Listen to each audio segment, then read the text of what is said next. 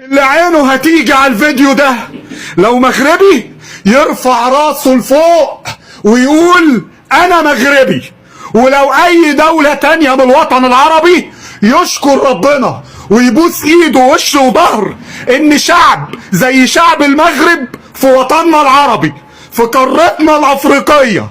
المغرب دي وشعبها انا بحبهم جدا.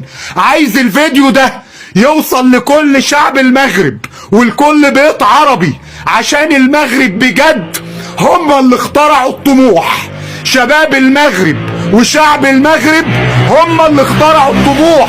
اللي اخترع الطموح كان مغربي. النهارده ولاد المغرب للدقيقة الأخيرة مع انهم خلاص وصلوا كاس العالم، خلاص رايحين كاس العالم، لكن الطموح بيخليهم يطلعوا نهائي افريقيا المقارنة.